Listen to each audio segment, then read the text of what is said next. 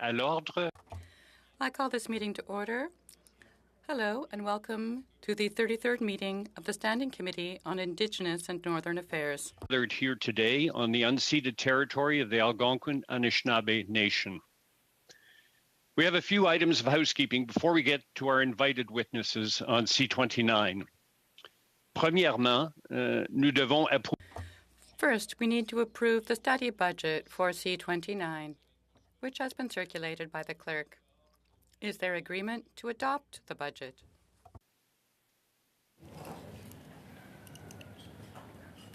Alors, je ne vois pas de... I see no dissent, so I will declare that we have adopted the budget. Agreement for the clerk to submit the draft budget for the committee's proposed travel for the period from January to March 2023 to the clerk of the Liaison Committee by October 21st. You should have received this as well. Not seeing any objections, that is also approved. Et finalement, nous avons avec... Lastly, we have with us today Ms. Émilie Tivierge, Legislative Clerk, and Alexandra Chora, Legislative Counsel, to give us a 5-minute introduction about how they can help us with amendments for C29. So, Ms. Tivierge and Ms. Chora, I'll let you address the committee. For allowing us to speak to you today. All I want to do is just to say that I exist. It's maybe an existential question for a Monday morning, but I'm the Legislative Counsel on this bill, and I'd be happy to assist you.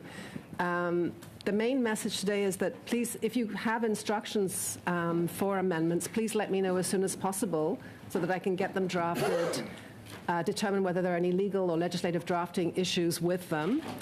Please rest assured that solicitor-client privilege applies, so I won't disclose any of your amendments unless you authorize me to do so, so not even to someone in your own caucus. So the amendment drafting process does take time. If you've ever been involved in a PMB, we have to allow time for revision, translation, etc. So please bear with us if we don't get back to you right away. That's pretty much all I wanted to say. Even if you don't have clear instructions yet, don't hesitate to call me to discuss how best to frame it. We have documents, templates, which may assist you in organizing your thoughts. So thanks very much for your attention. And in just a few words also, my role as the legislative clerk assigned to Bill C29 will be to assist the committee during the clause-by-clause consideration of the bill. If members of the committee have any question about the procedural admissibility of any amendments they would like to submit once they have been drafted by Alexandra, or if you have any question concerning the clause-by-clause study of the bill, please don't hesitate to contact me at your earliest convenience. One thing I will do in order to assist the committee in conducting an orderly clause-by-clause study is that I will organize all the amendments that members will submit to the clerk into a package of amendments, and I will also prepare an agenda that includes each clause of the bill and any submitted amendment. And this will be circulated to all members of the committee shortly after the deadline to submit amendments. I will also be present in the room for the clause-by-clause consideration of the bill. Mes coordonnées se trouvent dans le mémo que la greffière. And my coordinates are in the memo that the clerk has circulated to all members of the committee. So as I have said, it will be a pleasure to answer any and all questions regarding the procedural receivability of your amendments to C29. And to provide advice, as Alexandra as well has said, on a confidential basis. And I encourage all members to communicate with my colleague to ensure that all is written up in both official languages as quickly as possible, and don't hesitate to get in touch. Thank you. Thank you, Madame Tivierge and Madame Chora. I don't see any hands raised, so thank you for those brief words of introduction about the process of doing amendments and then subsequently clause-by-clause review. I'd now like to welcome our witnesses from the National Indigenous Organizations. From the Assembly of First Nations, we have National Chief Roseanne Archibald, as well as Director of Justice Julie McGregor, appearing virtually today.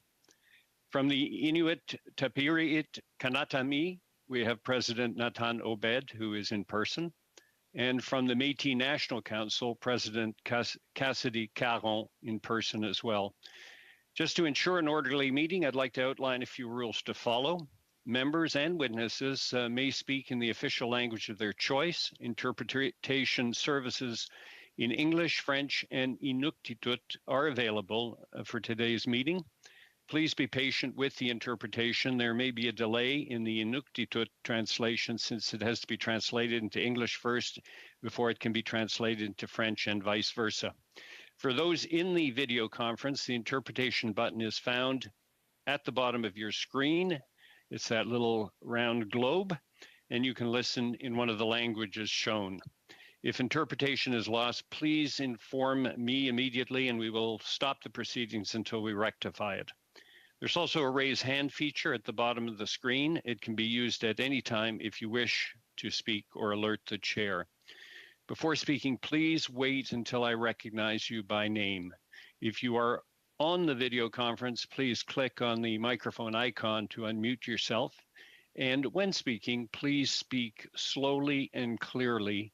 When you are not speaking, your mic should be on mute. This will help our interpreters a great deal. A reminder that all comments should be addressed through the chair. Chaque organisation est maintenant invitée à prononcer. Each organization is now invited to make an opening statement of 5 minutes in length, to be followed by a period of question with the deputies, with the MPs. To begin with her opening comments for 5 minutes.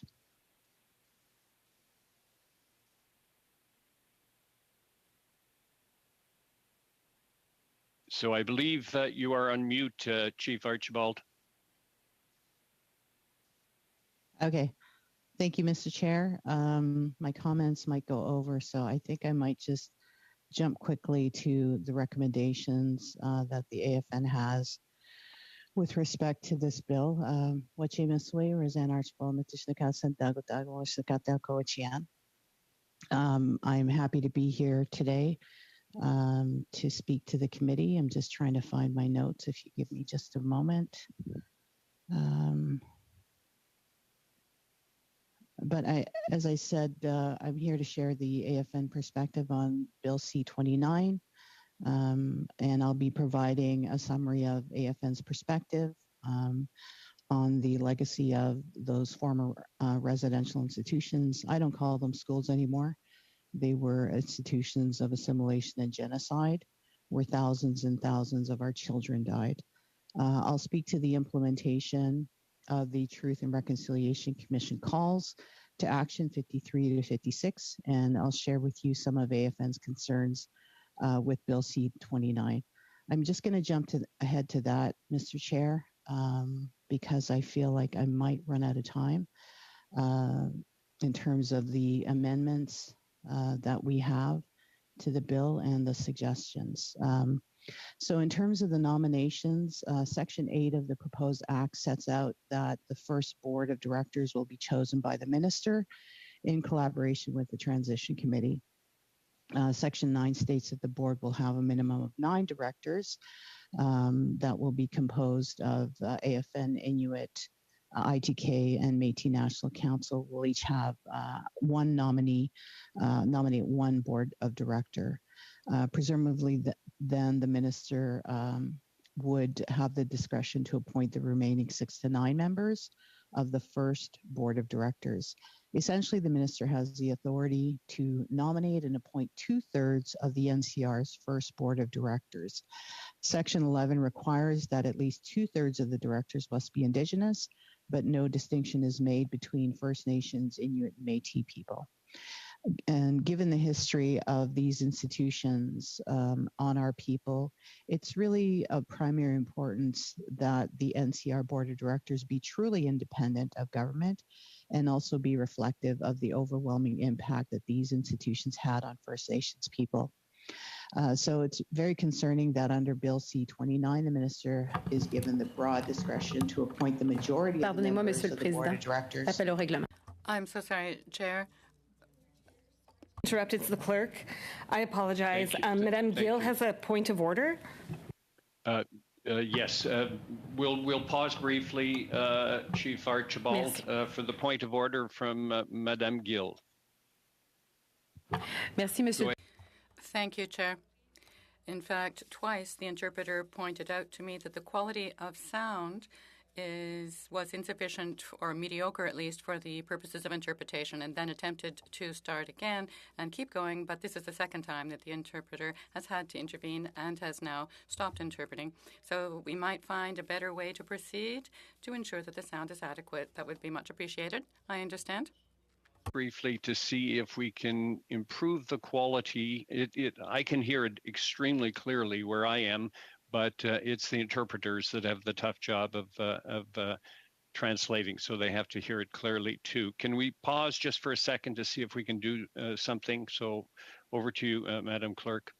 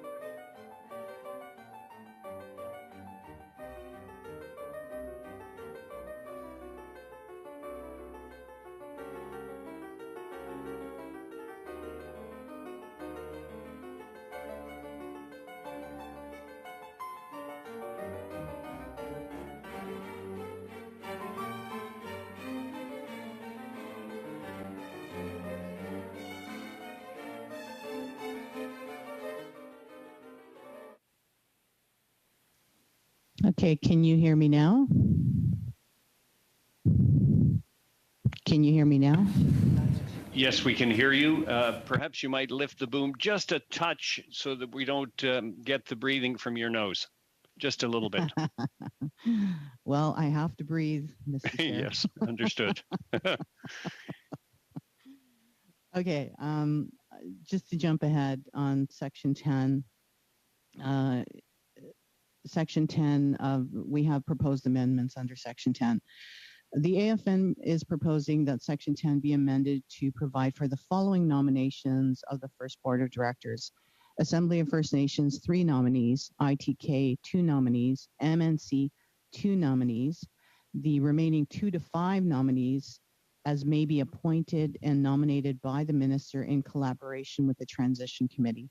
This proposal ensures that the majority of nominations to the first Board of Directors remains with the AFN, ITK, and MNC and not the federal government.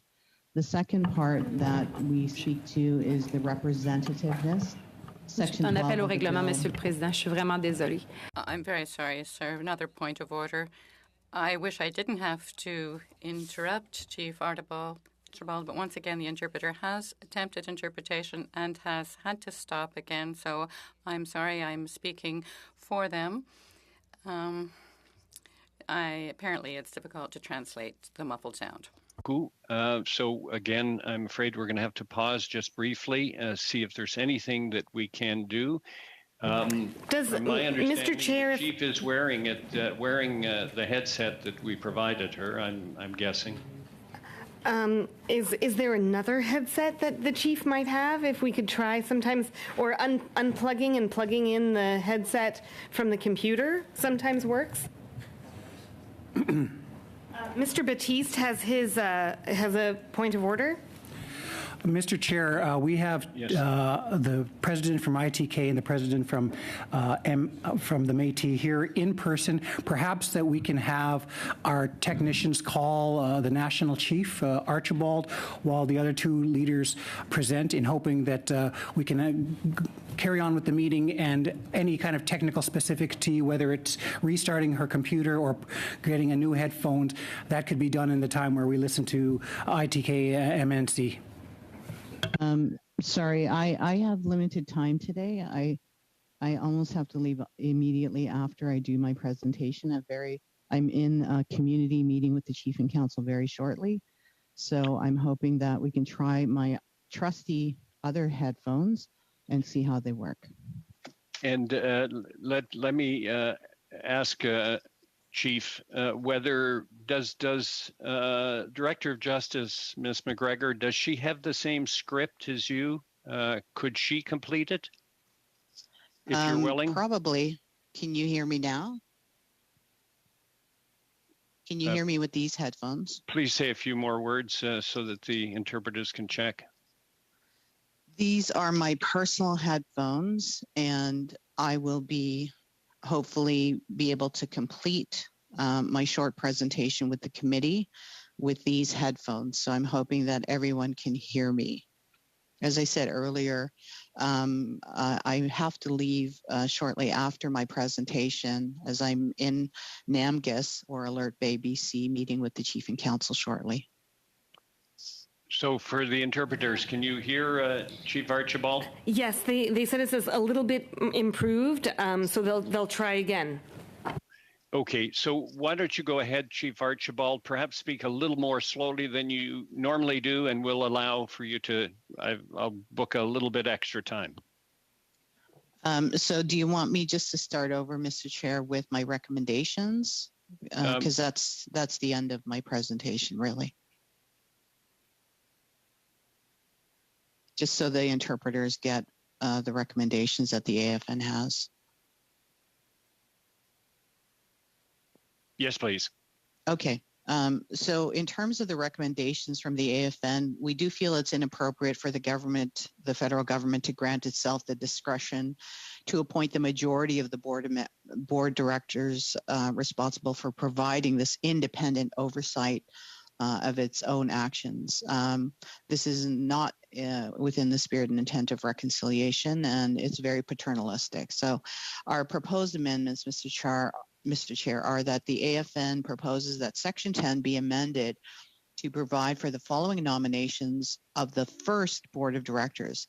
Assembly of First Nations, 3 nominees, ITK, 2 nominees, MNC, 2 nominees, and the remaining 2 to 5 nominees as may be nominated and appointed by the minister in collaboration with the transition committee.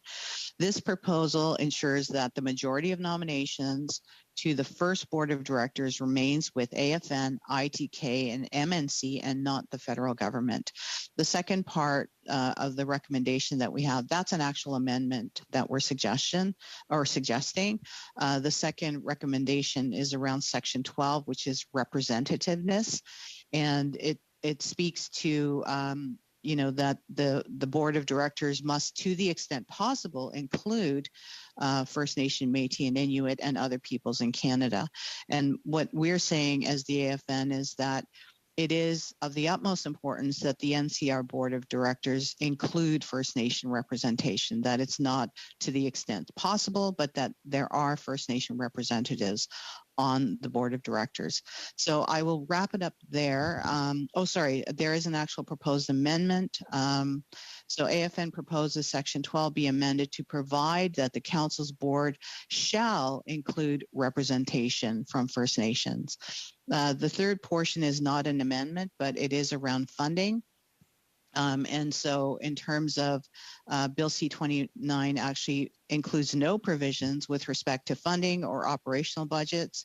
It simply states that the NRC must fulfill financial reporting requirements. So again, we have a proposed amendment under funding, which is in order for the NCR to be truly independent and adequately resourced. The AFN recommends that Bill C-29 be amended to include guaranteed funding provisions to ensure that the important work of the NCR be sustained and into the future. I want to thank you despite some of our technical problems. We will submit this in writing, obviously, the full speech that I had prepared. And I just want to say, miigwech, thank you, Ninanaskamun, which in my language means I'm grateful, I'm thankful, I thank you, and Gasakitin, which means I love you. Thank you, National Chief Archibald. We'll now go to our second witness, President Natan Obed. President Obed, you have 5 minutes. Nakwamik, thank you, Mr. Chair, and it's good to see everyone here in person. We're pleased to offer our views on Bill C-29 and the creation of a National Council on Reconciliation. The work of the Truth and Reconciliation Commission, the National Inquiry on Murdered and Missing Indigenous Women and Girls, and many other initiatives have been foundational to identifying and describing the widespread trauma inflicted upon Indigenous peoples during the colonial era and its connection to the current situation of Indigenous peoples. While Inuit Nunangat, our homeland comprises over 40% of Canada's landmass and 72% of Canada's coastline, it is remote and often removed from the consideration of policymakers, government officials, and most Canadians. We appreciate the broad scope of the Act and provisions designed to address reconciliation measures. In some cases, Inuit have shared experiences with other Indigenous peoples, yet in many cases, the impacts of colonization have affected Inuit in a distinct fashion. We have worked with the Government of Canada for a distinctions-based approach to reconciliation, for justice, but also for the work moving forward with the Government of Canada. Some examples of this, and many of these initiatives have flowed through the Inuit Crown Partnership Committee, are things such as ensuring Inuit inclusion for those who are excluded in the Indian Residential School Settlement Agreement, furthering greater federal recognition of and actions with respect to the Kikitani Truth Commission, securing recognition and an apology for the Ahiomute relocation in central Nunavut, completing long-standing work on the Nanilavut initiative for families to identify the graves of loved ones who had been taken south for residential for treatment in sanatoriums for tuberculosis, who were then, who, if they did pass away, their family and loved ones weren't notified and were not given the place where they had actually been buried. A challenge with many pan-Indigenous exercises is that the specific impacts of colonization of Inuit and the specific means of moving forward could be lost. We note that the proposed body is mainly focused on reporting and awareness raising. It would not be in a position to provide meaningful redress for the ongoing impacts of colonization. This is the reason why ITK has proposed an Indigenous Peoples Human Rights Tribunal through the United Nations Declaration on the Rights of Indigenous Peoples implementation of the implementation of that act, to ensure that government accountability is clearly cataloged for recourse and remedy for all those situations where Inuit human rights have not been upheld or have been violated. This particular piece of legislation aims to do something completely different, and therefore there are many different pieces of either tribunals or boards or bodies that need to be created during this time to ensure that we not only implement the calls to action for TRC, the calls for justice for the MMIWG inquiry, but also to implement the UN Declaration on the Rights of Indigenous Peoples legislation. For these reasons, ITK often advocates for the inclusion of Inuit representatives within and on federal bodies that impact on Inuit rights, and further, that Inuit should be able to determine Inuit representation. We do not have specific amendments for you today. We are still in the process of understanding this legislation, talking through this legislation with our board of directors. But the principles raised by National Chief Archibald are very similar to the ones that I believe that we would be making to ensure that the council is comprised of representatives of First Nations, Inuit, and Métis, and that these appointment processes will be very different under this proposed legislation because it is the creation of a not-for-profit society versus a governmental agency. I look forward to further conversations with you all on this particular bill in the time that we have allotted. Thank you, President Obed. We will now go to President Cassidy Caron of the Métis National Council for 5 minutes. Thank you. Tanse, everyone. My name is Cassidy Caron, and I sit before you today as the president of the Métis National Council, which is the recognized national and international representative of the Métis Nation in Canada since 1983. The Métis National Council, for those of you who may not know, is comprised of and receives its mandates from the democratically elected leadership within provincial Métis governments currently within the provinces of Ontario, Saskatchewan, Alberta, and British Columbia. In 2017, the Government of Canada and the Métis governments entered into the Canada Métis Nation Accord. Among other objectives, the Accord seeks to advance reconciliation of the rights, claims, interests, and aspirations of the Métis Nation. 4 of 5 Métis governments recognized as signatories to this accord are the governments that currently comprise the Métis National Council. Our Métis governments, through their registries and democratically elected governance structures at the local, regional, and provincial levels, are mandated and authorized to represent Métis Nation citizens within their respective jurisdictions, including dealing with collectively held Métis rights, interests, and outstanding claims against the Crown. Since 1983, the Métis National Council's priority has always been to advance the distinct Métis voice at the national and international levels, and we will continue advancing issues of collective importance and serving the Métis Nation as our original founders intended. I wanted to begin this morning by extending my gratitude for the work that was done by the Transitional Committee to date in developing this legislation, to the interim board who sat in 2017 and 2018 providing the guidance to this Transitional Committee, and to all of those who participated in and contributed to the Truth and Reconciliation Commission, where this idea of a National Council for Truth and Reconciliation was first articulated as an accountability mechanism.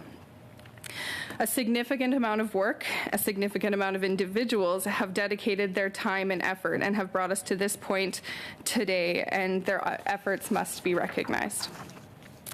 While a significant amount of time has passed since the release of the recommendation to establish the National Council, we would rather not dwell on the time that has passed and focus our attention now towards the significant amount of work that lays ahead on our journeys towards reconciliation.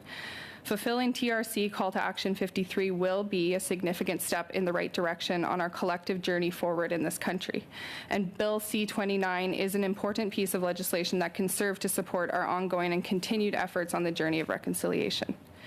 And while Bill C-29 will support this through the creation of the independent, non-political, permanent, and Indigenous-led organization, we do believe that in some circumstances the legislation does not quite go far enough to provide for how the federal government is truly laying the foundation for it also addressing Call to Action 55, which is a critical piece to setting this National Council up for success and ensuring that progress is made.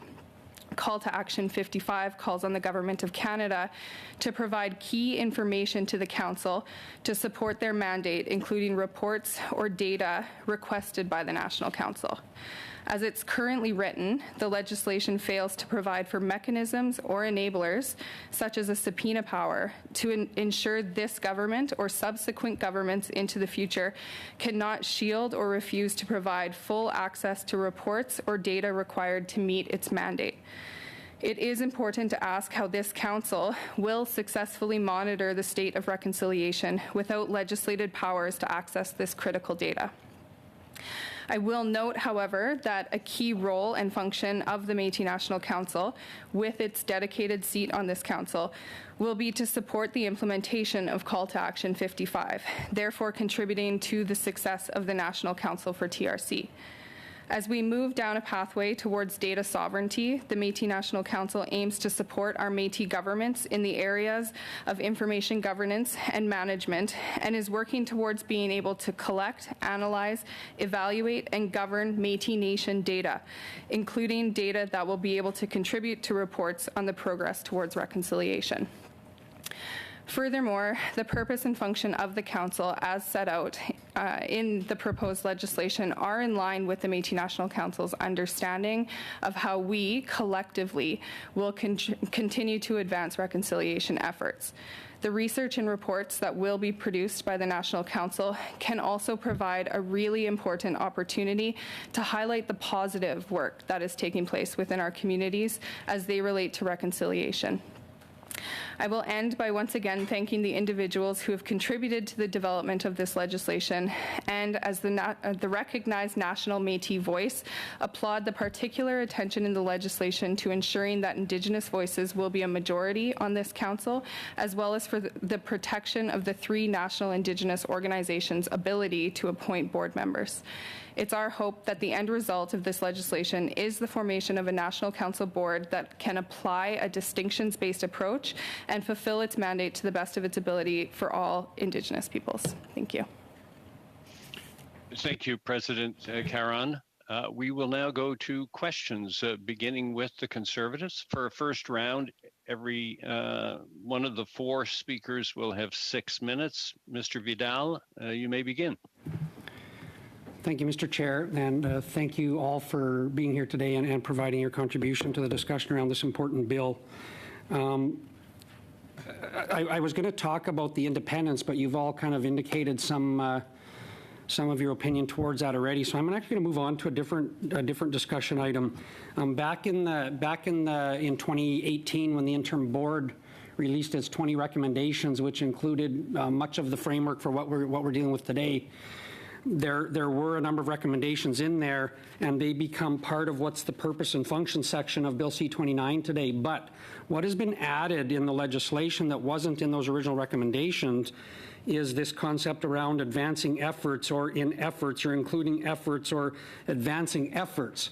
The original recommendations talked about actually advancing reconciliation, and I guess my frustration a little bit is that how do we measure advancing efforts relative to actually moving down the road towards reconciliation? And is advancing efforts good enough in the opinion of your organizations? I'm sorry, that question can be for all of you. Sorry, I didn't direct it to anybody individual, so go ahead and each have a shot at it. Sorry.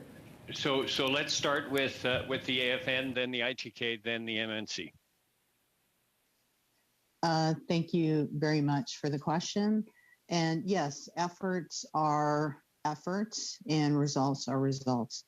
So when it comes to reconciliation, I think where we're lacking in Canada is the sense of truth of that Truth and Reconciliation report, that the truth of what happened in this country is still not widely known. It's not widely taught. And the other part of it is that once we get to the truth, we can start to talk about reconciliation and have acts of reconciliation. And one of the things that's very missing from this TRC process, in my view, is the reparations that are needed when it comes to reconciliation. So, the reparations include things like land back, giving land back to First Nations that was, inappropriately taken away or taken from them by nefarious means, stolen, all of those lands have to be returned back to First Nations. So the road to reconciliation, I would say if we were on a chapter of a book on reconciliation, we are today on the first sentence of that book. Thank you. Thank you. President Obed? Thank you for the question. Legislative drafting is an art that I have not quite yet understood. But I've in working for decades now on Inuit land claims issues, I certainly understand the concept of fear-based language that allows for government to do less than more. And so these types of words where instead of doing an action, you attempt to do an action are things that are built into a lot of the different pieces of legislation or programs and policies that we see. And ultimately, it frustrates us when it comes to implementation sometimes because the spirit and intent often then change drastically when these new types of words are introduced. So I don't have an official position from ITK on it, but I certainly understand that these types of words that are introduced are often done at the detriment of the implementation. Thank you. And now President Caron. Thank you. I too don't know the intricacies of developing legislation and the language that goes in that, but I do know that that language holds a lot of power, and it does need to be critically analyzed. In one sense, I think it's important to know that reconciliation isn't just one thing that gets done, that there are multiple initiatives and actions and steps that need to be taken to advance reconciliation. And in that case, if the word efforts is interpreted in that sense, then I understand it. But I think if there is chance for misinterpretation, that it does need to be cleared up.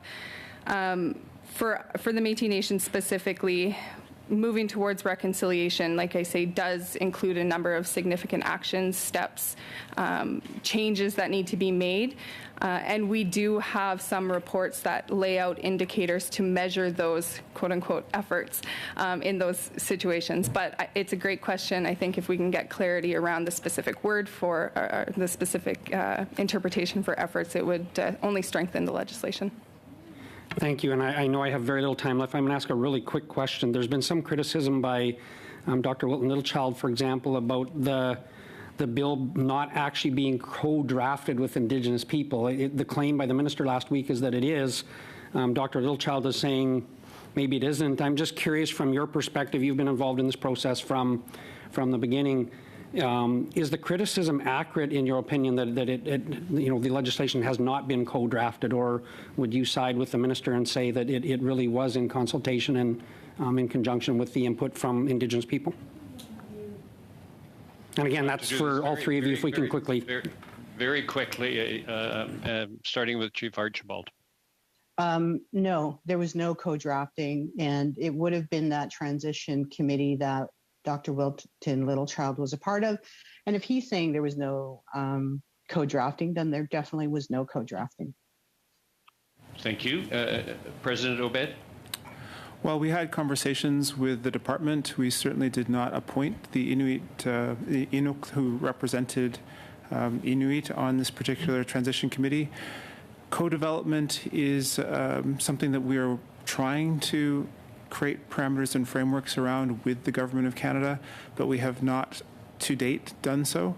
So co-development is a term that we just don't ascribe to at the moment in any of the legislation in the past 7 years or that is on the table now, but we do hope to get there. Thank you, President Obed. President Caron? We too are in the process of developing principles for co-development with Canada so that we can better determine whether or not these things have been actually formally co-developed.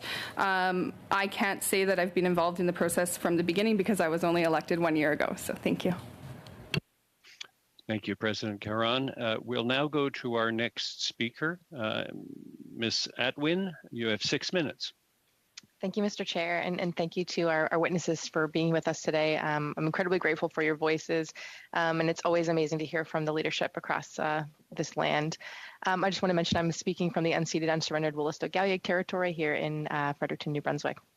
Perhaps I'll begin with you, Chief Archibald. I think it's really critical that we have these discussions about the representation and the appointments of the council. And so that's why this feedback is so important at this early stage. So I'm just wondering, what are you looking for, when appointing a member to the board? What might Canadians expect to see as far as the individuals who might be represented on this council? From the AFN, we would obviously want survivors to be a part of the board. The whole truth and reconciliation process is driven by survivors. I think it's really important that they are survivors. But then again, all of us are in some way intergenerational trauma survivors as a result of that. So having a real deep understanding of the trauma-informed approach that these kinds of organizations have to take is important. We obviously want, from a First Nation perspective, diversity. So, a female representative, a male representative, perhaps a 2SL representative, or, diversity within First Nations also exists that we would like to see the board be comprised of not only as AFN people that we appoint, but all people, that there's a diversity there. And I think that those would be the top kind of criteria in terms of selection process. And those would be my top two right now. Miigwech. Thank you very much, Miigwech. And for President Obed and perhaps President Caron as well, would there be anything you'd like to add to that, kind of as far as what you see as, what would be the ideal membership in the council? Well, judging from the legislation and the purpose, not only will we need to have residential school survivors, but we will also need to have a cross-section of people who work in different fields, whether it be within law or within program and service delivery, within community, and sometimes at the national level. It also makes it clear that all Canadians must be part of, or to the extent possible, a part of the board of directors. So we certainly need allies in this space as well. So I would imagine that the board of directors will need strong non-Indigenous allies from other parts of the Canadian community that can help round out the voice of this particular body and the work that it does. President Caron, do you want to add anything? I'll just build on. I agree with everything that the National Chief and President Obed have shared. One more piece that I think is absolutely critical is that the individuals on the council are accountable to our people, that there is a way to ensure that the individuals who are appointed to do this work have direct ties to, for us specifically the Métis Nation, have direct ties to our communities so that they can do this work with a holistic lens, ensuring that all of our people are represented on this council and not just an individual with a personal agenda. Thank you very much. And, we know that the board will be establishing its own bylaws and practices, but I think it's important to kind of look ahead and get feedback as early as possible in the process. So I'm wondering, I'll begin with you, President Caron. How do you wish to see reporting conducted by the board? How would you like to see kind of information shared amongst the governing bodies? Sorry, can you ask that one more time?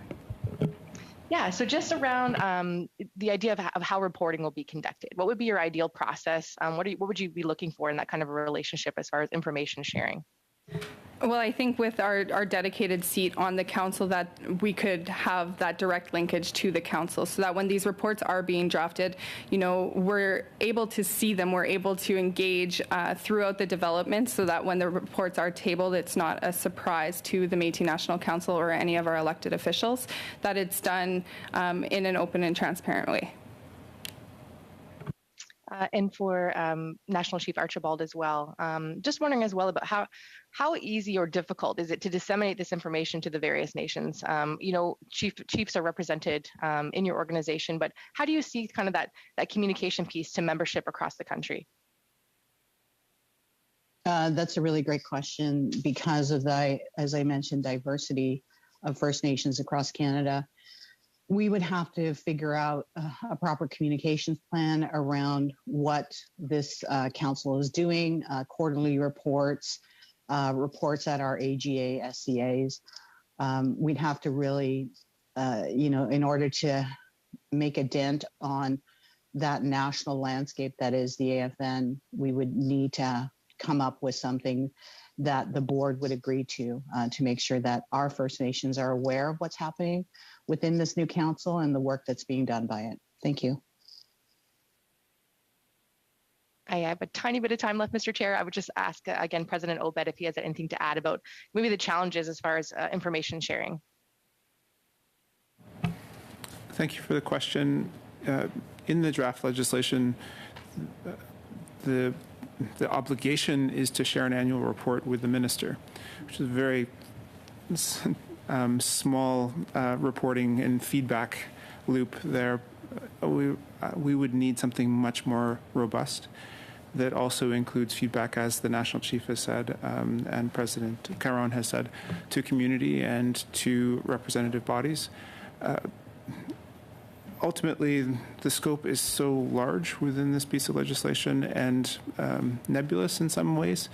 Hopefully, we can find ways to have distinctions-based reporting that gets to the heart of certain issues that matter most to Indigenous peoples and to Canadians when it comes to reconciliation.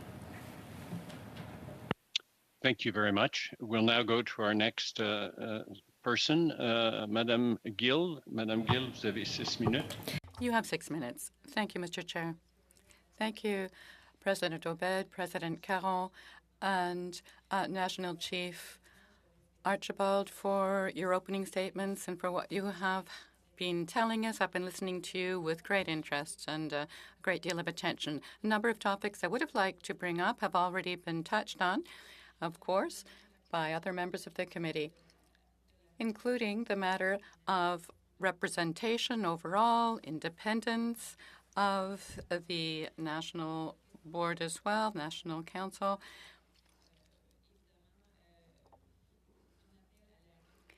And, of course, representation is what will ensure legitimacy and the credibility of this undertaking for the Indigenous peoples, of course, and for the National Council itself. So I'm wondering about the 2/3 membership of the National Council of Reconciliation being made up of Indigenous people and 1/3 non-Indigenous peoples. What does that mean to you? I've heard some of you say that you will need allies, and that is a good idea, but I'd like to know what your positions are on the 1/3 non-Native membership of the final body, and also who should be appointing these people, these board members. So by all means, answer this as you see fit. And I would like to hear each of you. I do know that Grand Chief Archibald needs to leave us, so perhaps you could begin. The question. The composition of non-Indigenous people is very key to reconciliation. I've talked a lot about these institutions of assimilation and genocide. And people continually say, well, genocide happened to you. The thing is, somebody was doing the genocide. So it's a two-way street. It's a relationship. The negative part of that relationship is non-Indigenous governments and non-Indigenous people. And to heal that relationship and move forward, we need non-Indigenous people to be walking that road to reconciliation with us. And it's important that as the First Nation part of the NC, the National Council, that we are also vetting and being a part of the selection of the non-Indigenous people. We've seen many cases where, people haven't done proper background checks on certain appointees, and you end up, with people who are extraordinarily racist, for example. And I think that the work of the council is to address that kind of systemic racism and overt and covert racism that exists within Canada. And certainly having somebody who is an outright white supremacist, for example, would not be something you would want on this council. So we have to have a say as well in the selection of that person. And I think together with the government and as a group with ITK and the Métis, that we would, want to have the best Canadians on this particular council. Miigwech. President Obed.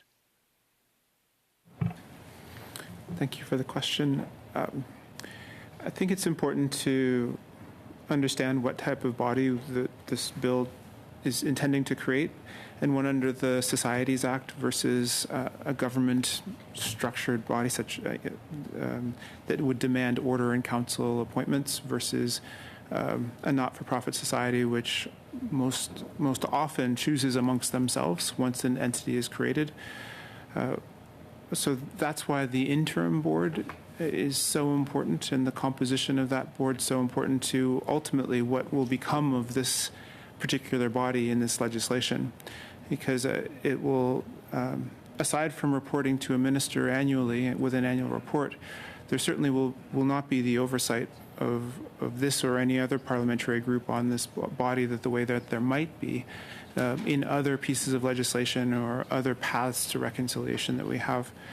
So it's very important to get it right the first time, and we aren't necessarily opposed of a particular body being comprised under the Societies Act, but we certainly, as ITK, would want to be partners in the process of in a much more robust way than perhaps appears in the interim body that is largely composed of ministerial selections. And President Caron. Thank you. I don't have too much more to add other than that the perspectives of all Canadians will be absolutely critical to making sure that that this moves forward in a good way. Thank you.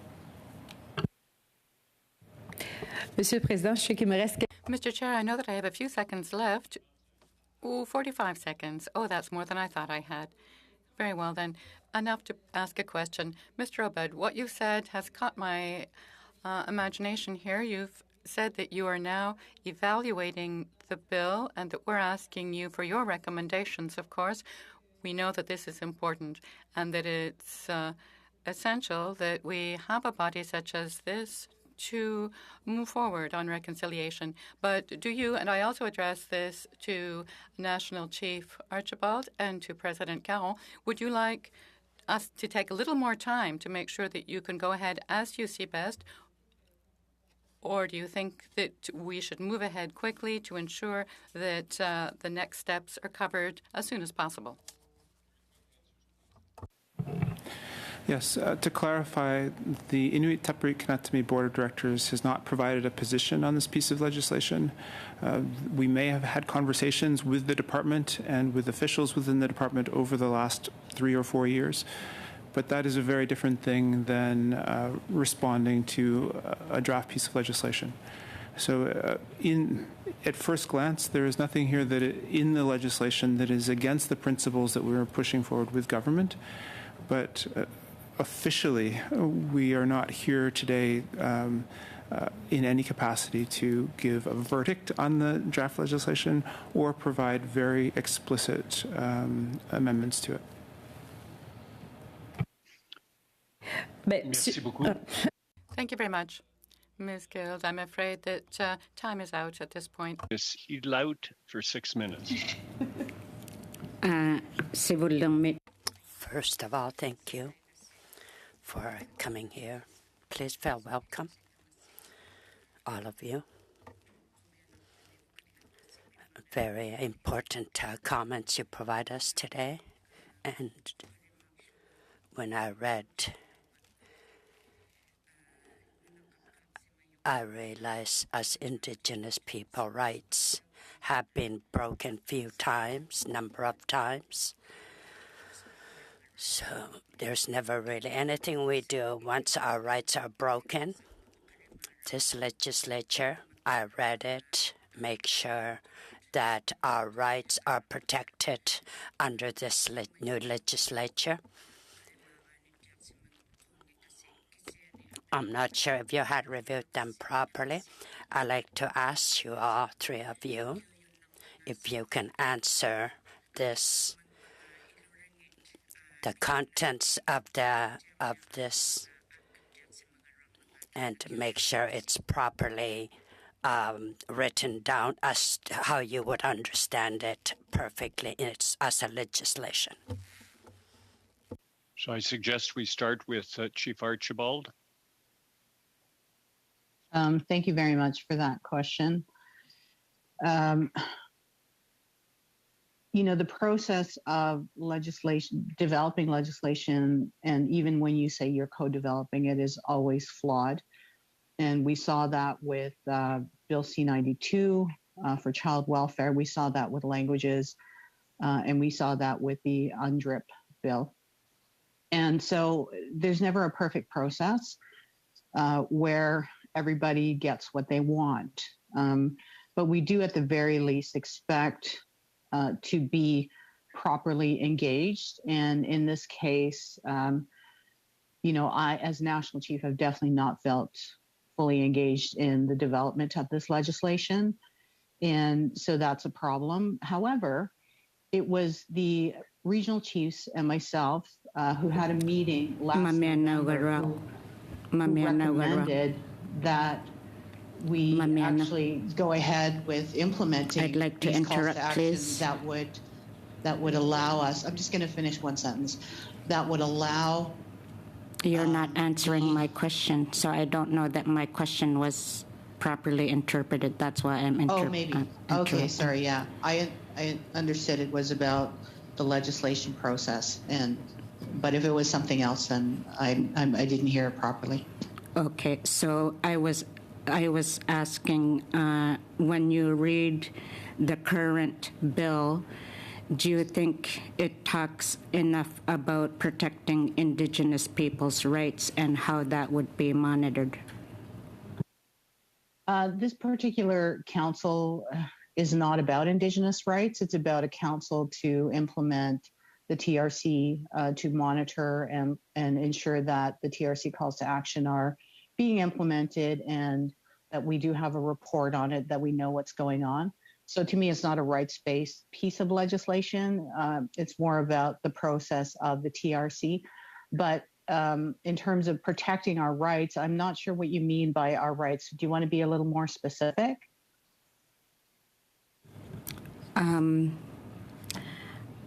I think as Indigenous peoples, we experience the deprivation of our rights quite more frequently than mainstream Canadians do.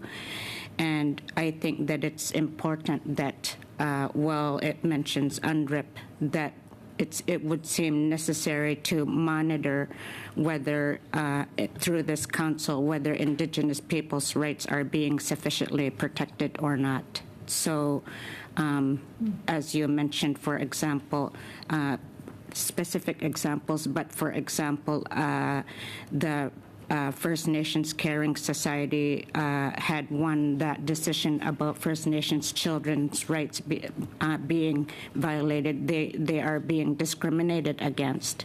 And whose responsibility is it to make sure that Indigenous people's rights are being protected?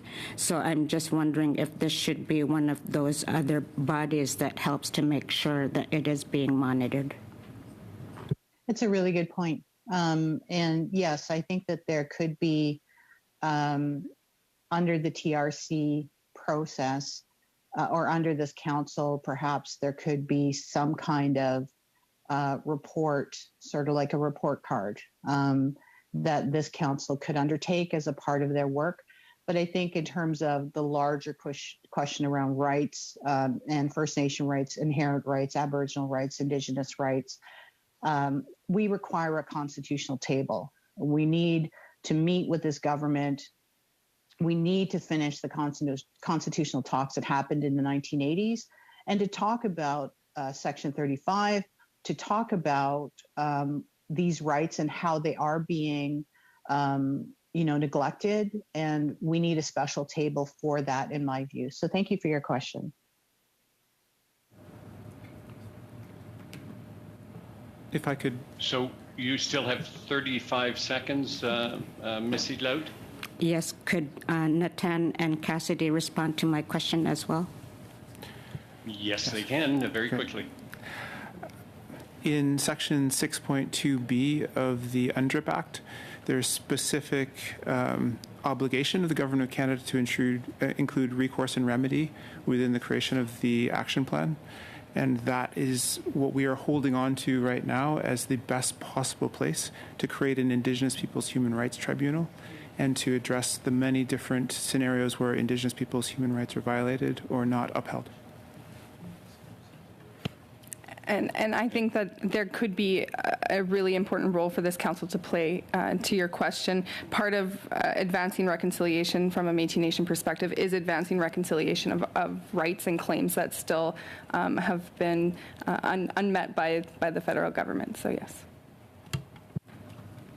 Thank you, Ms. Edlout. That brings our panel to an end. I'd like to thank National Chief Roseanne Archibald, Julie McGregor, Director of Justice, President Natan Obed, and President Cassidy Caron for their testimony today, their opening remarks, for providing their views on C-29, an extremely important landmark piece of legislation.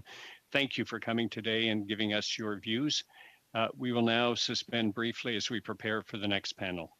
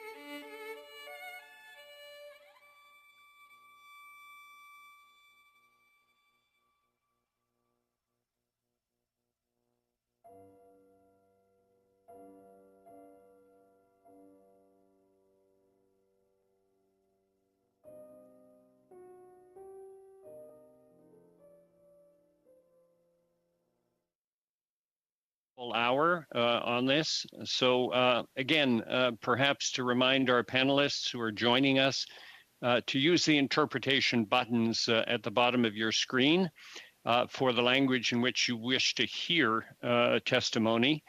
There will be questions that could come in English, French, and Inuktitut, just to let you know ahead of time.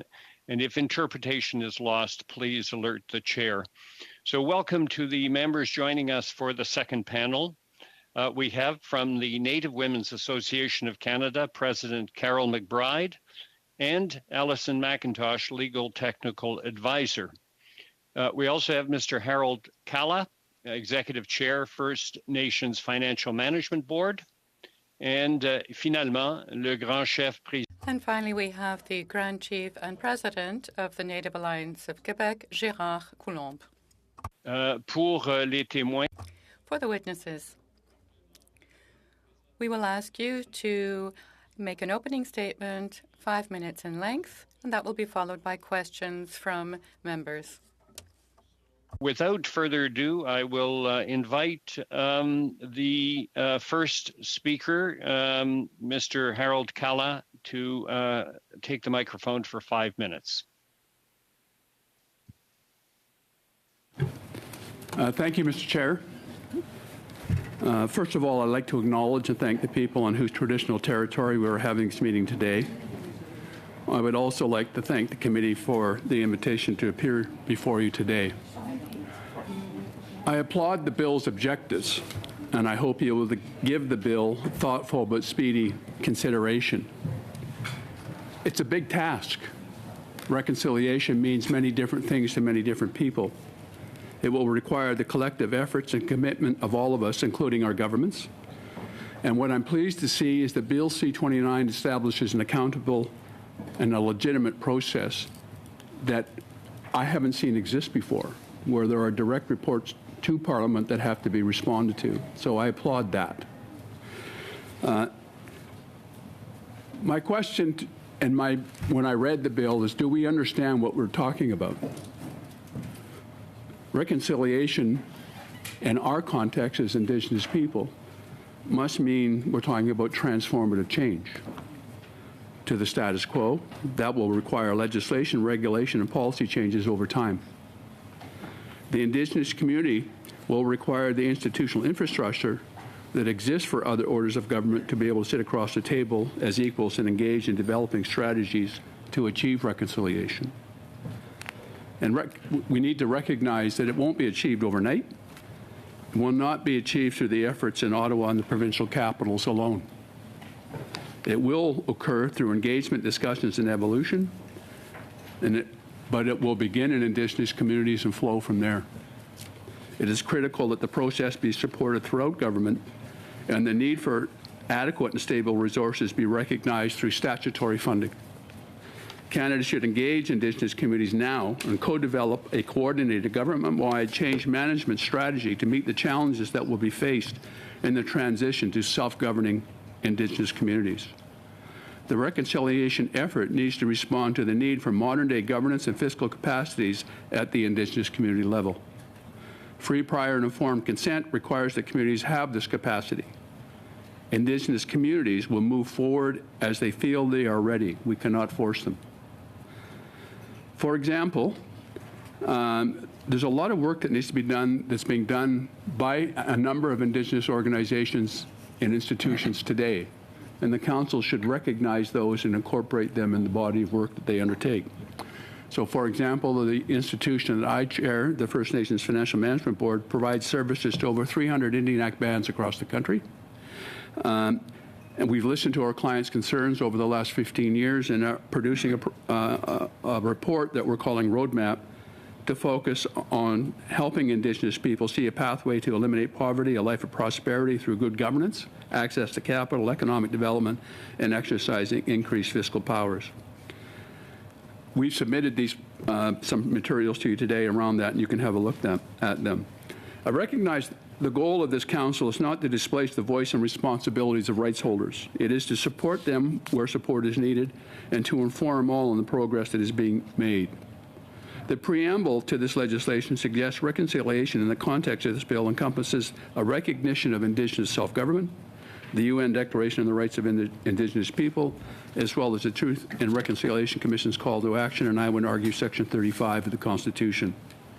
However, the Indigenous reality today is that the existing federal and provincial policies, regulations, laws that shape, define, and govern the relationship between Indigenous people, their governments in Canada, and the provinces does not give Indigenous people the recognition required to achieve reconciliation. We must then accept, as a starting point, we are talking about transformative and systemic change in the relationship. I believe there is a desire to see this in Canada. We have started by acknowledging our history and the harms done, and admitting that the current relationship is not only harmful to Indigenous people, but to all Canadians. To achieve reconciliation, it is important to accept we are talking about shared decision-making and sharing the wealth that Canada has to produce. I believe the Council will be able to follow these kind of measures and report back to Parliament on this. I think it's really important that Parliament understand this is what transformative change entails. I am not sure we appreciate that reconciliation is necessary to secure Canada's future economic growth and sustain our standard of living.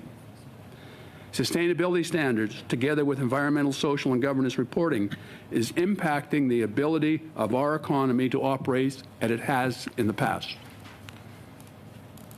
The international community is seeking to improve consideration of the impacts and are doing this through reporting so stakeholders can evaluate which economic activity and companies are responding to the international community's concerns. This will influence investment decisions and not only the availability of capital, but also the costs of capital. Canada is blessed with an abundance of natural resources, and Indigenous matters are a real consideration within the international movement. Bill C-29 tells the world Canada understands and is prepared to act. I look at this as an exciting time for Canada, and if we can reconcile, we'll make our future more secure and filled with opportunity. Thank you. Thank you, Mr. Kalla. We'll now go to President Carol McBride and Alison McIntosh from the Native Women's Association of Canada. You have a combined time of 5 minutes. Feel free to share it if you wish.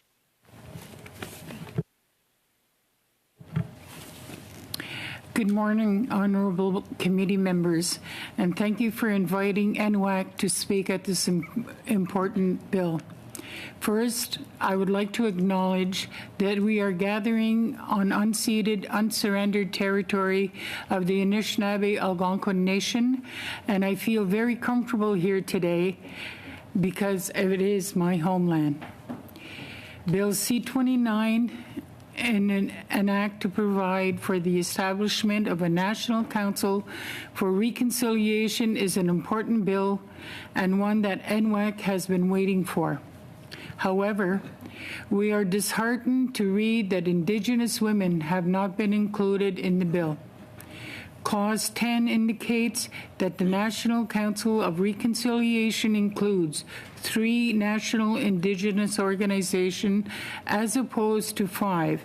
NWAC is disappointed to be excluded.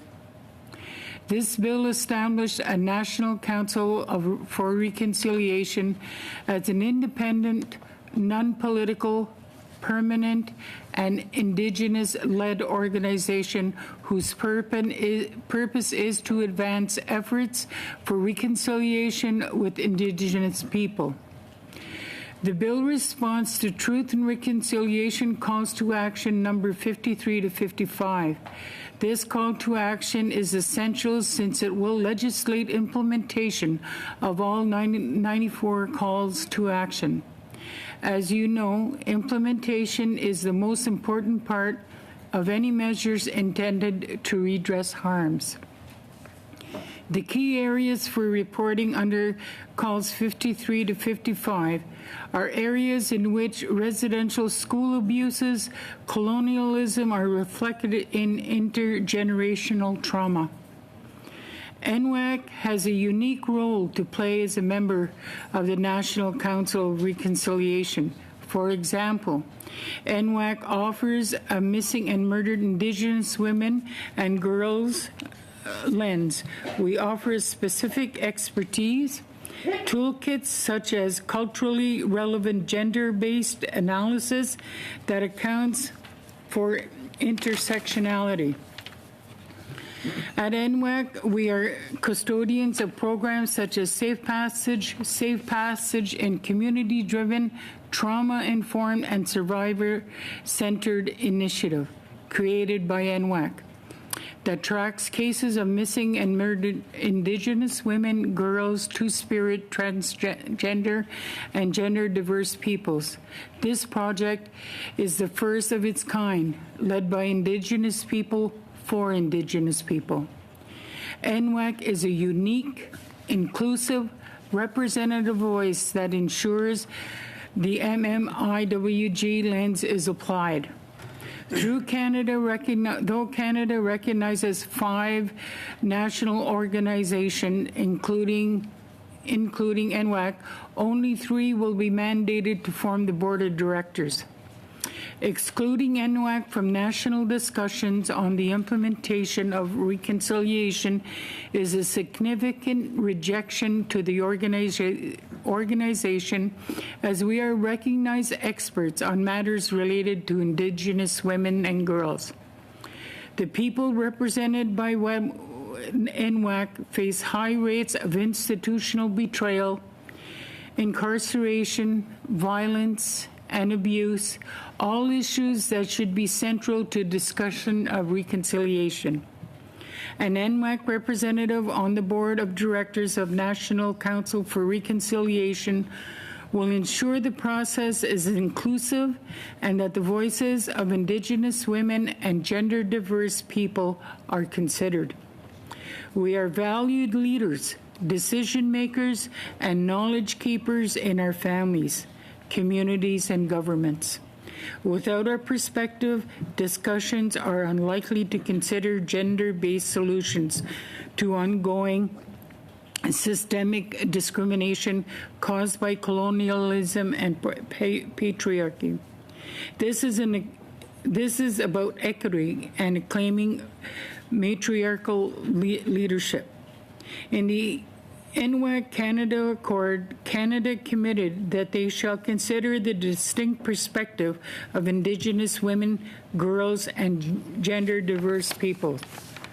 Not including Indigenous women in this instance will set a devastating precedent for this country and globally among the current backdrop of a proven genocide against Indigenous women and girls. Honourable members, NWAC is therefore requesting that the bill amend Clause 10 to include 1 director from NWAC on the board of the National Council for Reconciliation. If the bill remains as is, the Government of Canada will have continued to entrench marginalization of Indigenous women, girls, Two-Spirit, transgender, and gender-diverse people in legislation. With that, I'd like to thank you. Chimigwich, merci. Thank you, President McBride. Nous irons maintenant au grand. We will now hear from Mr. Gérard Coulombe, Grand Chief Gérard Coulombe, and President of the Native Alliance of Quebec. Grand Chief, you have 5 minutes, sir. Thank you. Before I begin, I'd like to acknowledge the traditional unceded territory of the Algonquin peoples where we are meeting today. I will be speaking in the name of our National Chief, Mr. Elmer St. Pierre, who could not be with us today, either remotely or in person due to health concerns, so I will speak for him. For over 50 years, our organization has advocated for the rights and interests of non-status, status off-reserve, Métis, and Southern Inuit peoples. We've often been the only voice for the off-reserve community, and we are the only group that can truly speak for our constituency. Reconciliation has always been at the forefront of our work. Today, more than 80% of Aboriginal peoples do live off-reserve and in urban, rural, and remote parts of our Turtle Island. Their voices cannot be ignored. For CAP's communities, this country has provided very little in terms of reconciliation. The fact that we are falling behind other Aboriginal peoples is evidence of this. Lack of a culturally appropriate program and services have led to the further marginalization of our people, who are the most vulnerable, already suffering historical traumas from residential schools and colonial policies. For years, this government has failed to recognize CAP's peoples, and only after a 17-year legal battle did this matter get addressed once and for all. Despite this victory, this government continues to divide and cherry-pick those with whom it wishes to work. This leaves the majority of Aboriginal people forgotten, without access to the supports they need. We commend the federal government for honouring the TRC calls to action to create a National Council for Reconciliation. We support this fully. However, reconciliation cannot be just for some. It must be for all. Bill C-29, if implemented today, would further exclude the people whom we represent. The bill states that reconciliation requires the collective effort of all peoples over multiple generations. Without a seat on the Council,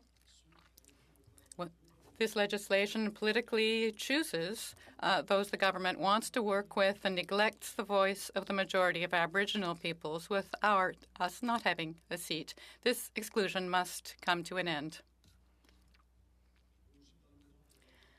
And I will also speak for the Native Alliance of Quebec. To begin, I would like to once again point out that we are meeting on the traditional unceded territory of the Algonquin peoples, and this is one of my origins culturally, so I'm happy to say this.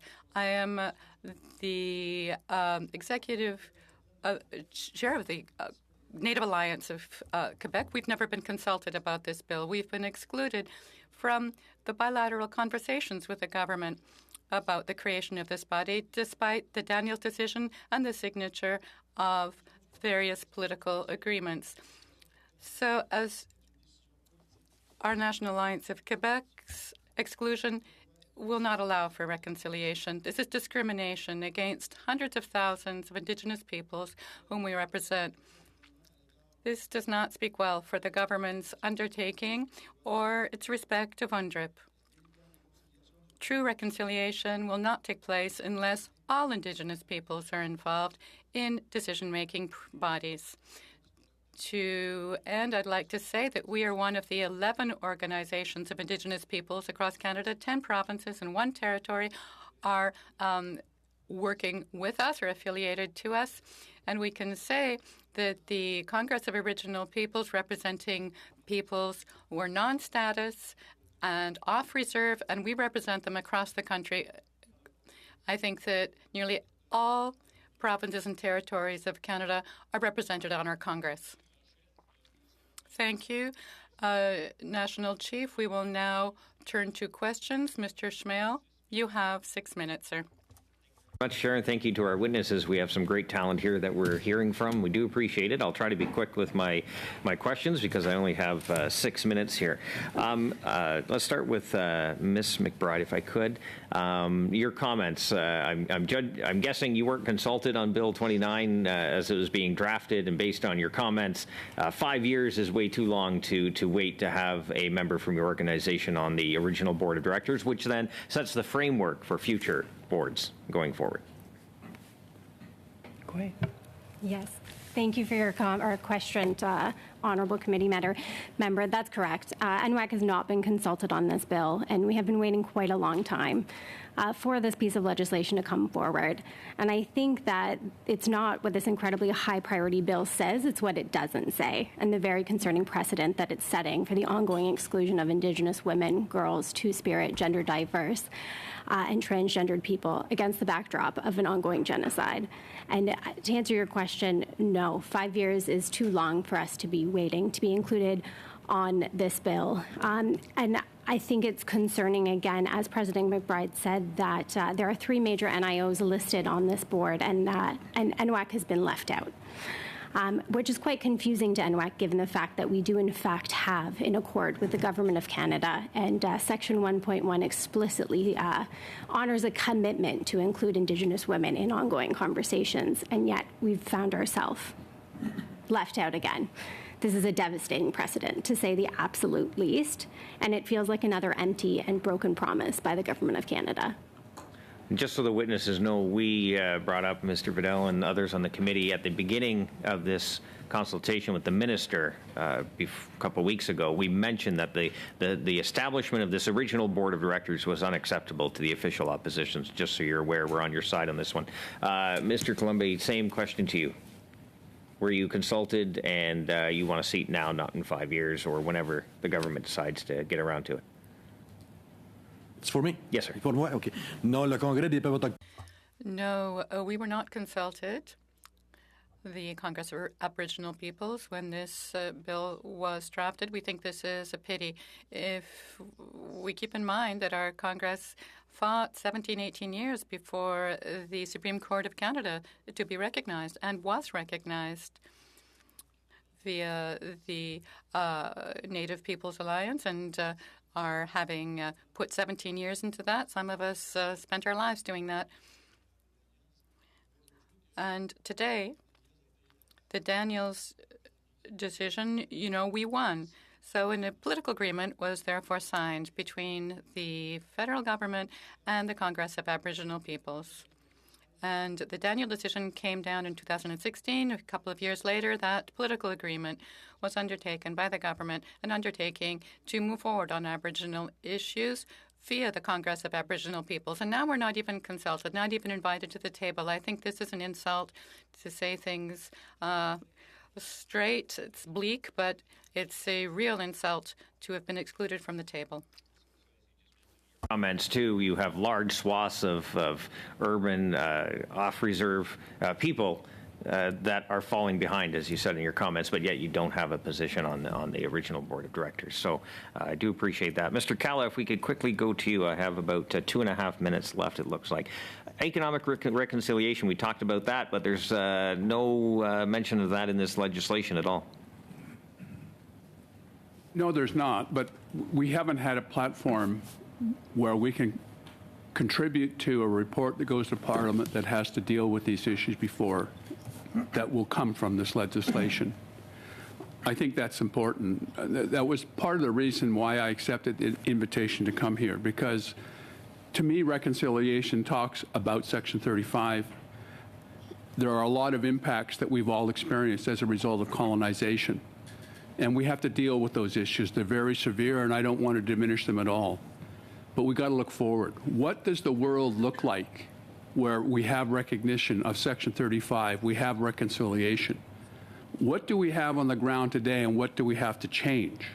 And that was the purpose of my coming here today, to say to parliamentarians, you're going to get a report. The responsibilities will then flow to you on what those reports say. And it's going to be up to you to make the changes that are going to be required to actually implement reconciliation and recognition of Section 35. This is going to happen in part through Indigenous communities, but the result of this is going to be you having to make decisions to systemically change the relationship, to create the capacity, institutional infrastructure in First Nation communities that they can manage. And if we're not talking about that, it is another broken promise. You have a seat, is what you're saying. There should be someone talking about this economic future. Okay. It looks like I have about 40 seconds left. So quickly, call 56 when it's talking about the Prime Minister addressing Parliament, bringing and being accountable to that. Right now, the legislation says or reads that the Minister should be the one reporting to Parliament and addressing this. I want to hear from all of you. You have about 20 seconds. Your thoughts on that. Should be the Prime Minister or the Minister addressing Parliament, addressing the progress? I can say that this is an issue that we'll need. I know it's a very interesting question, and I think it's an issue that NWAC will need to canvass with our Board of Directors before we can provide any sort of conclusive response on that. Thank you. Très rapidement, Monsieur. Very quickly then, Mr. Coulombe. Grand Chief Coulombe, could you simply repeat the question to ensure that I got it correct, if you don't mind, working through the translation? Calls to action talks about the Prime Minister being accountable and reporting the progress that the implementation of the calls to action are having. in this piece of legislation, C-29, it reads that the minister is the one to address and be the point person. Should it be the Prime Minister, as the calls to action have laid out, or C-26 as the government has drafted, being the minister? C'est très difficile. Very difficult to answer your question, sir, because it's, one or the other. But I think that the government, yes, should be in charge of the file. It shouldn't be a specific individual, given that the government, all parliamentarians should be dealing with this, the Indigenous status of Indigenous Canadians and their status. I have no particular choice of minister or prime minister, though. Thank you very much. I don't think Mr. Kalla had a chance. Yeah, but we're quite past the time now, so we'll go to Mr. Pawlowski for 6 minutes. Well, to make up for that, I'm just going to follow on in the questioning of Mr. Schmale, because now I think he's already got the response from Mr. Kalla that I wanted. So, Mr. Kalla, you look totally different, because I'm used to you as being that little Zoom character. So I didn't even recognize you. But I've always been impressed with your testimony, and you talked about the need for transformational change, which I think I would suggest more than anything else means seeing an actual improvement in the standard of living of Indigenous people across Canada. And I think that's what you and your organization has done. And I really like the fact that whenever we talk to you, I think that's what you're talking about, and that's what your organization tries to do. Now, I think you've already kind of answered this question in saying why you came here, because when I look at this and I read this and I look at the functions of this body, and it's to develop an action plan to monitor research, to conduct research, monitor policies. This is a lot of looking and reporting, and maybe not a lot of actually doing and making the transformational change. But I think you may have already answered it in why do you support this, in that is this going to really bring substantive results rather than just being another political forum for speaking? Well, there's no single solution here, okay? We need legislation. We need institutions. We need a structure. We need to build capacity in First Nation communities. We need to create economic development opportunity for Indigenous communities, because it's the poverty that is the root cause, in my view, of many of the challenges that we face. And so we do need the ability to be able to find ourselves in a position where there is marked progress in this. We passed the Constitution in 1982, and we've been fighting in the Supreme Court of Canada for 40 years. This is the first opportunity that I see we have a report of an Indigenous-controlled organization to go direct to Parliament. It should be the Prime Minister, because part of the problem is Indians have always had to go through one department or another. This is a government-wide issue that needs to be dealt with through government, through the minister, but the Prime Minister has to lead it. It was the Prime Minister who told us what the importance of this relationship was, and I respect that. It is important. Monsieur Colomb, peut-être vous... Mr. Colomb, perhaps you have an answer to my question as well. Well, of course, the Prime Minister does have important work to do in this area. In my opinion, yes, the Prime Minister should be the person answerable to a number of the questions that should turn up in reports, and with a requirement to report to all Canadians. Back to Mr. Kalla on now. The function, it says, Section 7A, develop and implement a multi-year national action plan to advance its efforts for reconciliation. I would think that part of that action plan could be to include measures of economic status and economic progress. Do you think that should be part of the long-term action plans of this sort of committee? And especially, would you make a case for that being part of what reconciliation is all about? Yes, it does need to be, but it also involves the provinces. Okay? With respect, I think there should be a First Ministers Conference called to deal with some of the issues that were unresolved when the Constitution was created. if we're going to have reconciliation in this country, it's going to involve multi-levels of government, but the provincial government has a key role to play. And I think that you can't command them to come, but I think it needs to be recognized that we need to have a First Ministers' Conference around Indigenous issues. So I take it you would agree that part of the purpose of this council ought to be to monitor economic development as one of its raison d'etre. Yeah, I do, and it's one of the reasons I referenced the roadmap project that we're working on to get, because the 300 First Nations across the country that have begun to work with us are looking for these kinds of opportunities. And the challenge that we all face is we can't move lockstep. We're all evolving at different levels, at different speeds. And we need to be in a position where those that can move forward should, and those who aren't willing or able to move forward at this time should be supported and get to the position where they can move forward to solve some of these issues. And if money itself was a solution, with all of the contributions that have been made through the various departments over the last 200 years, I'd like to think something positive, more positive than what we see today would have happened. Do I still have time? Let me. You have a minute. Okay, a question I think for the Native Women's Association of Canada. You talked about amendment to Section 10 and allowing NWAC to also nominate one individual. I wonder if you might also consider Section 12, which doesn't. There's nothing really in this guaranteeing some sort of parity or requiring having a certain number of Indigenous women as part of this. Do you have any other comments in terms of ensuring women's representation on the council? I can certainly say that Section 12 is simply not good enough. As President McBride said, NWAC's inclusion must be legislated in the same way as the other three NIOs.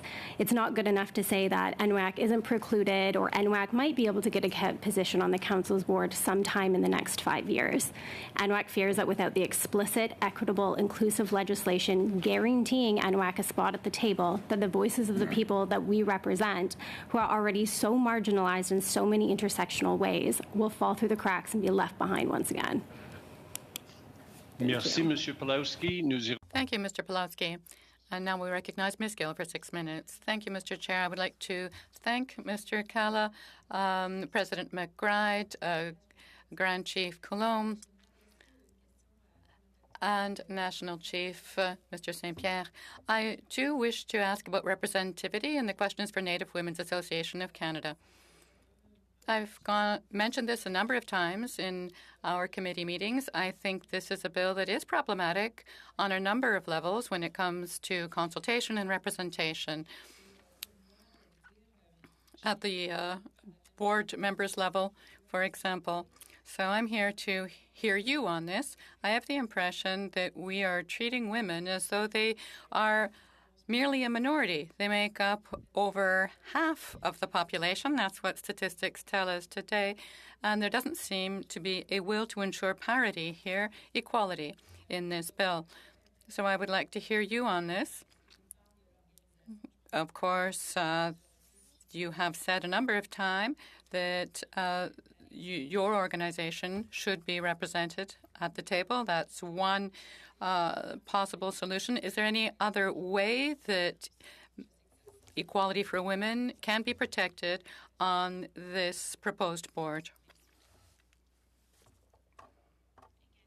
NWAC's position is that we need to have a legislated slate on the board. As President McBride has said, NWAC, our work is unique. We have our own analytical tools like culturally relevant gender-based analysis that is applied to everything that we do.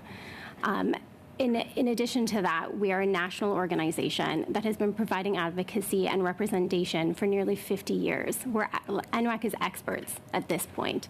And it's insulting that we have not been included. And it's also insulting that there are only 3 national Indigenous organizations, and the remainder of the committee's board members will be picked by government.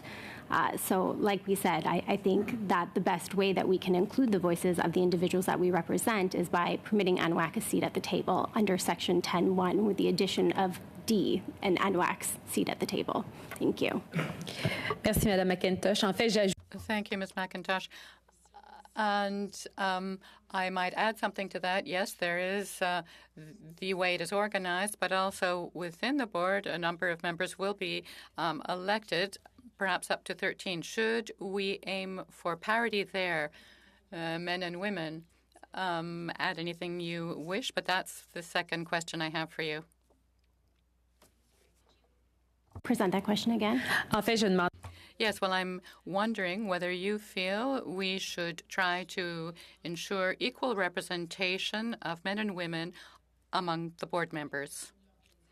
So, of course, you know, how it is organized, the fact that you wish to be included as a member, automatically legislated member, but otherwise, should we ensure that we have a certain percentage of women on the board? I think what has happened throughout the Native Women Association of Canada has done so much work with the women. We have the heartbeat of the women in general, and I think that it would be really horrible if we're not able to bring that knowledge of what we gathered throughout those years with, to that table and being part of the national organizations. En fait, je vais vous interrompre. Je pense que Monsieur. Yes, I'm sorry. I think, Mr. Chair, that my question hasn't been fully understood. So I agree, yes, about a legislated seat at the table. But beyond that, if there are a number of board members, should half of those board members be women? Should we legislate that as well? So let me offer. Oui, Monsieur le Président, merci. Yes, Mr. Chair, thank you. Madame Gill is asking, over and above representation from the Native Women's Association of Canada, Madame Gill is asking, are you in favor of parity between genders on the whole board? In other words, if it's a board of 12, that there be 6 women, 6 men. That's the nature of the question. Well, I think that's something that specifically we would need to canvass with our board of directors. I think what's important to acknowledge is that it goes beyond just having a 50-50 split of Indigenous men and women or men and women on the board, and we also need to be representative of Two-Spirit, gender diverse, and transgendered individuals on the board. So I think it goes a little bit beyond that, and with respect to a specific split down the middle, it's something we'd have to consult more with our board on. I hope that answers your question, Honourable Member. Oui, merci. Yes, thank you. And Mr. Chair, I'm not sure. I haven't watched the clock. Another 30 seconds. So perhaps for Mr. Kala and Mr. Coulombe as well. We're talking about our Grand Chief Coulombe. I'm not sure if you have anything to add about representativity. Anyone else who should be statutorily speaking on the board? As the Native Women's Association of Canada has said that they aren't represented, and the Congress of Aboriginal Peoples has said something similar for large swaths of Indigenous people. So what more do you think we could do to ensure that all Indigenous populations are represented? Thank you for your question. Quick answer, please. I'm sorry, Grand National Chief. Yes, we're in the same situation. Yes. NWAC and the CAP. We are specialized. We represent people across Canada, yet the door is being shut on us. We're not being included as members of the board. It would be important that we be included. We are a voice across Canada for people who are non-status, off-reserve. We represent people from nearly all nations, and we do wonderful work with them, and we're fully convinced that both our organizations should be at the table. Mr. Kala, your thoughts? Gender equality is becoming the norm on all boards, and it should be pursued. Thank you. We'll now go to Ms. Seedlout for 6 minutes.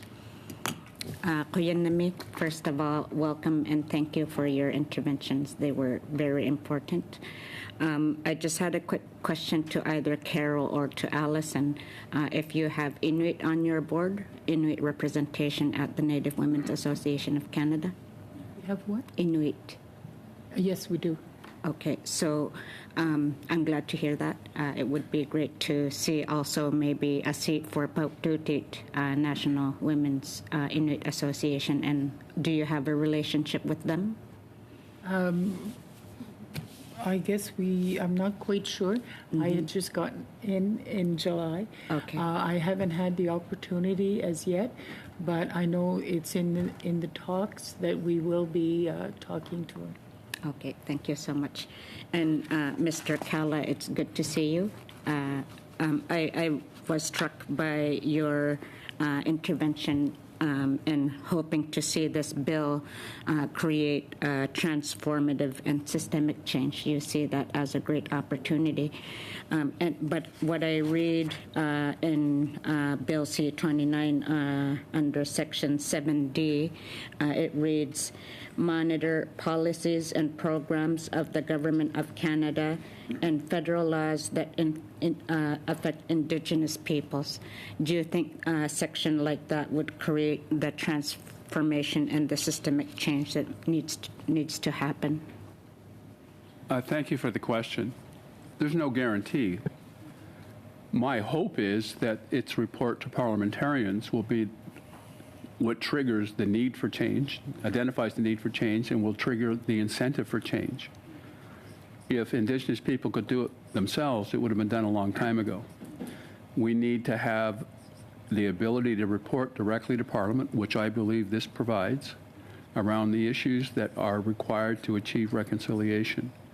We're going to be coming here speaking to you as a result of that report, and it will be the actions that you undertake as parliamentarians that will help us achieve that goal. And the same question to Gerard and to NWAC as well. Do you think that Section 7D will see the transformative and systemic change that we're hoping to see stem from the creation of this board? Merci pour la question. Thank you for the question. Of course, this can be of great help. Every time that we have a chance to discuss the matters of Indigenous rights and moving forward with them, both federally and in the provinces, as I mentioned earlier, having federal, provincial meetings among the specialists, the ministers. When it comes to specialists, forestry, for example, the federal government has transferred a good deal of responsibility to the provinces, of course. And when you get to the provinces, if they make a decision that is contrary to what the federal government hopes for, well, these are problems. So there are a number of things to change and to improve, and this is one way of going forward. I think this is certainly a step in the right direction. But again, with the exclusion of Indigenous women on such an important bill, I don't think it goes far enough. I think this certainly doesn't speak to Section 35(4) of our Constitution. I don't think it speaks to Section 28 of the Charter. I don't think it speaks to Article 22 of UNDRIP. I don't think it speaks to the RCAP report or the National Inquiry into Missing and Murdered Indigenous Women calls to action. So yes, I think it's certainly a step in the right direction, but I think we still have a very large missing piece here. Thank you. Thank you so much for your responses. I've looked at the bill in terms of what rights could be upheld and the failures that we see in protecting Indigenous people's rights. So I've been curious to see if there would be responses about how we ensure that this council is also able to monitor whether Indigenous people's rights are being protected or if we continue to be deprived of our rights. And with the previous witnesses, I asked them, and I would love to hear each of you respond as well. And I used the example of the Human Rights Tribunal's decision on the First Nations children who were discriminated against. Their rights were being violated, yet the federal government is still fighting that decision. And I wondered if you would see an improvement in this bill about addressing in taking a rights-based approach to monitoring some of the work that's going on in regards to reconciliation. I'll start with Gerard. Pour ma part, je pense que c'est des Well, I think that these are functions, these are attributions, responsibilities that this committee will need to have, and the committee will need to make representations to the government to the effect that no rights should ever be lost to Indigenous peoples. Quite the contrary. Some rights that have been lost to time, forgotten, should be picked up again and reinstituted. I think that that's what that group should be doing. And even beyond that, this should be the board representing Indigenous peoples across Canada for the federal government. Harold? Well, thank you. Yeah. I believe it can protect our rights. The council will have that opportunity. If it has access government-wide to information and data, it can bring that forward in ways that we've not been able to before. So I think it can help. It doesn't mean that the issues that we have today don't require alternative measures to deal with those kinds of things. But as I have said several times when I've come here before, whatever you do, you have to have a picture in your mind of what you want to see 20 years from now. And we can't expect an overnight solution here. And so we've got to deal with the realities of colonialism. We've got to deal with the suffering and the poverty that exists in our communities. And it has to be reported to Parliament. And parliamentarians have to weigh in on the progress that's being made. Too often we establish policy, and we can't wait 5 years for a census to determine the effectiveness of the policy change. So we need a real-time process of evaluation and working. And there are initiatives underway that, through a number of organizations and institutions in this country, that is working with the departments to actually help achieve that. So I think it can help. But we need an opportunity to be able to report to this council so that it can go back into Parliament. Thank you. President McBride, did you want to add anything very quickly? Go ahead. I think it certainly can move in the. This is a step in the right direction, but again, I think without representative representation on the board, I don't know how it could achieve any rights-based approaches at the end of the day.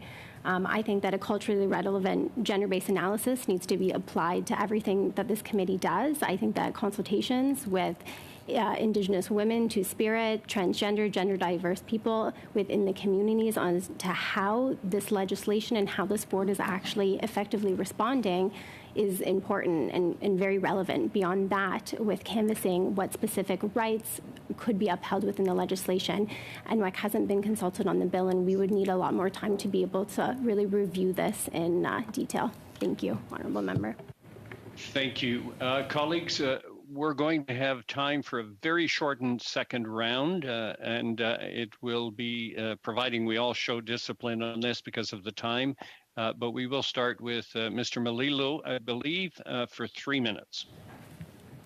Thank you very much, Mr. Chair. Great to be back with you and with committee members here in Hainan, and thank you to all of our witnesses for taking the time to join us and to share your thoughts. I really appreciate all of the comments that you've made so far. With my limited time, I do want to pick up Mr. Calla with an answer that you gave in response to a question from my friend Marcus Pulaski, my neighbor over in Northern Ontario there, and that's around the funding aspect when we're talking about reconciliation and Indigenous services. I think we would all agree there are many instances where government funding is required and necessary to help address some of the concerns that Indigenous people are facing. We see that in my riding. But we've also seen over the years, and there's recent parliamentary budget officer reports that show that the the dollars that this government, the current government, has been spending aren't actually leading to an equal increase in the organizations meeting their objectives. So, to that end, I think there's clearly a disconnect between the rhetoric and the announcements in Ottawa and the actual results that are being experienced on the ground. So the question I would have is, do you have any thoughts, any specific suggestions for us as a committee to consider to ensure that the government can make sure it's getting value for its money and that the dollars it's spending are going to improve the lives of Indigenous people across the country? I think you have to invest in Indigenous-led solutions. Government-led solutions haven't proven to be successful.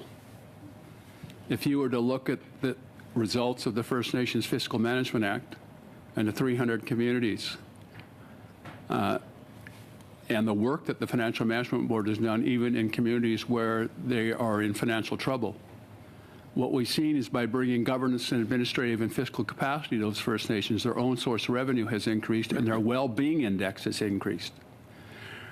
So I think that there has been some wise investments that have been made in the fiscal institutions and other organizations like ours to start creating Indigenous-led solutions. And I think that's what I'm hoping that this council will be able to seize, is that you need those kinds of solutions. I think the important thing for this council is to be adequately resourced. It will need a secretariat. It will need to be able to do the due diligence it needs to be able to report to you in a way that isn't filtered. Thank you. And that's pretty much all my time, so I'll end there. Thank you, Mr. Malilo. We'll go to Mr. Weiler for 3 minutes. Thank you, Mr. Chair, and really grateful for our witnesses being here and for the thoughtful testimony already. My first question will be for the Native Women's Association of Canada. The National Council on Reconciliation will be reporting on the progress on meeting the Truth and Reconciliation Commission's calls to action. But I'd like your opinion on what role you see this council having on reporting on the calls to action for the MMIWG calls to action as well. Thank you for your question. I think that it's important that the calls to action are embedded in pretty much all that the Government of Canada does moving forward. And there is certainly a space for it, I think, on the TRC's Board of Reconciliation. So I think there's definitely room for that here. Yes. Thank you. Next question to Mr. Kala. In our conversation earlier today, you mentioned some of the work you're doing on international ESG standards. So as this new body is going to be created and, of course, incorporated under the Not-for-Profit Corporations Act, what recommendations would you have for this body being set up in terms of how its articles of incorporation could ensure that it's going to have a robust system so it's able to effectively deliver on its mandate? Wow. I think the scope of what this council is able to do can't be limited. That's the first thing. Okay? It needs to go where the truth needs to be found. And I think that the economic reality of the international community being unhappy with how our global economy has conducted itself over the last years has created a movement called ESG, Environmental Standards and Governance. I actually say it's ESGI because there's an I in every one of those, and I is for Indigenous.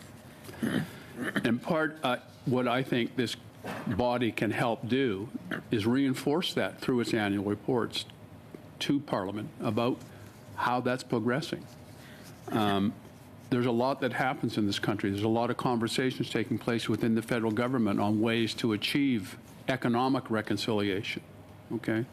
And I think that requires systemic change and a recognition of the impacts of colonialism on the ability of First Nations to have a meaningful place in the capital markets, as an example. So there's lots of ways in which this council can support that so that we can address the poverty in our communities, provide opportunities for our young people, have them come home once they're educated because we've got something for them to do at home. Those are critical things that we need to do. And we just can't continue to feed the symptoms of poverty with money. We've got to find solutions. And I believe that solution is to provide a better opportunity to be self-governing, to develop our own solutions. The Fiscal Management Act is the most successful piece of legislation dealing with Indians in the history of this country. 345 First Nations across the country have optionally chosen to become involved. The First Nation Finance Authority has provided at the request of First Nations by the end of this year, $2 billion worth of funding through debt that they wanted to be able to support economic development and create employment in their communities and create that well-being index. I'm going to have to ask you to close it off quickly there. Thank you. Madame Gill, vous avez 90. Ms. Gill, you have 86 seconds. Thank you, Mr. Chair. Perhaps one final question for all witnesses. Perhaps beginning with Mr. Kella. We have heard about representation, that being an issue. Which organizations do you think should be appointed to the board or have legislated appointments to the board? And should we use a sectoral representation approach? Much has been said about the economy, about nations across Canada, demographic sectors. Perhaps some sectors should be represented as well by First Nations representatives. Again, very short, but once again, you can send in written answers as well, and we're always very pleased to receive them. Thank you. Perhaps Grand Chief Coulombe, actually. Well, I do think that people should be involved in development, and we should have representation of sectors that are being developed, as all other sectors, keeping place, of course, for organizations who work for Indigenous people whom they represent, the Congress of Aboriginal Peoples and NWAC, for example. With a sectoral approach, but I think we need to recognize this council is going to have to establish a number of its own committees to engage more broadly across the country. That's why I keep reiterating and repeating myself, but this needs to be funded. This is going to replace a lot of the unfulfilled processes that we've seen in my 30 years of coming here. Thank you for your question. Beyond legislating NWAC specifically into the board of directors, we would have to canvass with our board of directors about whether specific organization and other sectors that could be included in the legislation. But we do ask this honorable committee if NWAC cannot be included and heard here during the creation of a reconciliation board of directors amidst the backdrop of an ongoing genocide. Where can NWAC be included and heard? Thank you. Thank you. Madame Midlaut, you will have 90 seconds. I just have a very quick question. I was struck, I know that in Inuit culture, and from what I've learned with First Nations and Métis cultures as well, we all place prominence with our elders. And I was struck by the absence of elders in 12, any of the section on Section 12, and I wondered if you'd agree that ensuring that there's representativeness from an elder from each of the cultures would also be important.